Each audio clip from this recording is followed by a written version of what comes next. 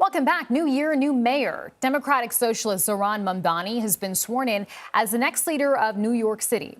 He was officially sworn in at 12:01 a.m. on New Year's Day in a private ceremony.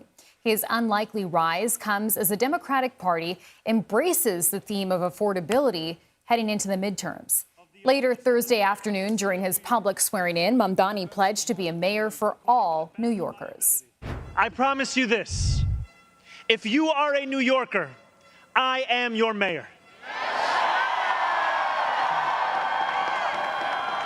Regardless of whether we agree, I will protect you, celebrate with you, mourn alongside you, and never, not for a second, hide from you. And for more on this, let's bring in our political panel today. CBS News political contributor and Democratic strategist Joel Payne and Republican strategist Matt Gorman, who served as senior advisor for Senator Tim Scott's presidential campaign. Thanks to both of you for joining us, and Happy New Year.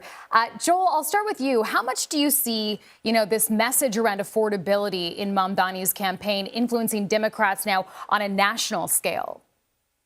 Oh, for sure. Look, Mamdani perfected a message that worked in New York City for the parochial issues, for the things that matter in the city. That's going to look different in different places. Look across the river in New Jersey, where Mikey Sherrill won the governor's race on an affordability message, but focused on energy cost.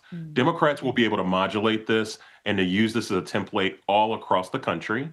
Some Democrats, by the way, were already doing it, but I think this is going to give encouragement to more Democrats to do it. More largely, writ large on Mamdani, I think the thing I would look out for him, he's not going to necessarily have as much trouble from the right.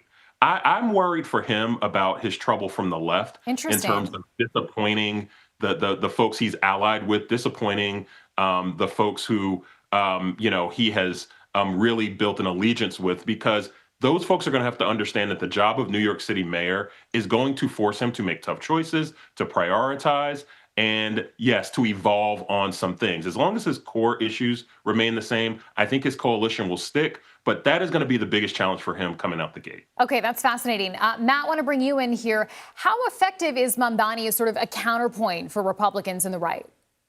Oh, it's tremendous. I mean, look at that clip you just showed talking about how he protect all New Yorkers. Well, one of his first things he did was revoke additional protections for law enforcement to safeguard houses of worship like synagogues, and also revoking a definition of anti-Semitism. So, the reality is going to be a lot different than his rhetoric on the campaign trail. And even in just an anecdote that I saw yesterday was his supporters were promised this block party to celebrate his inauguration, and what they found were barricaded pens with no access to food or bathrooms. And I think that's going to be a microcosm of a lot of these promises. When reality hits, it's going to be cruel for a lot of his supporters. And remember, it's 8-1 in New York, Democrats, Republicans. There's not an issue, I agree with Joel on this, from him on the right. But he still got 50%, barely or so, of that vote among all New Yorkers. So I think you're right. His challenge will be from the left, as well as trying to be that mayor for New Yorkers that didn't vote for him. And, when Jewish voters are getting their protection stripped, it's going to be tough for him.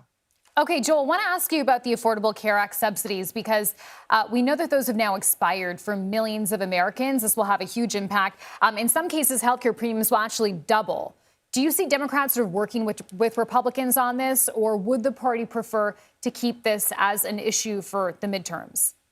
I mean, I think Democrats have desperately been trying to work with Republicans on this. That was the whole point around the government funding fight in October and November. Democrats were trying to get Republicans to come together on this. The Republican Party does not have a theory on how to lower healthcare costs and how to make sure that healthcare prices don't spike on the American people. And they are the ones, by inaction, that created this healthcare emergency that we're in. So Democrats have been game. I mean, you've got multiple Democrats in the Senate who have been trying their very best to work with the Republican leader Thune to resolve this. This has become a national issue for Republicans that they are going to be held accountable to their voters for this year, going into the midterms at the end of this year in 2026. And I think that more broadly, Democrats have been able to, one, address an issue that is timely, but also find a way to connect to this affordability and to this pocketbook issue that voters have a clear record of caring about. So, Matt, when it comes to health care, how close are Republicans to coalescing around a singular health care proposal? Look, I think what you're seeing is some discussion in the Senate, possibly of a way to get some of these subsidies extended. I know there's a discharge position in the House. I think a lot of this will have to come from Trump and whether or not he can agree to, say, 1 year or 3 years. But let's be clear here. This was a law the Democrats created.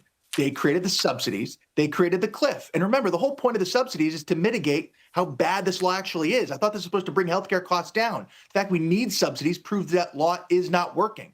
So the idea that we're going to come here and save them without any bipartisan negotiation here, I think is a non-starter. I would look for something on price transparency or state flexibility on enrollment windows. But again, it's going to have to come from, I think, some folks in the Senate coming together. I know there's been discussions over the weekend, or excuse me, over the week, and maybe the discharge position in the House.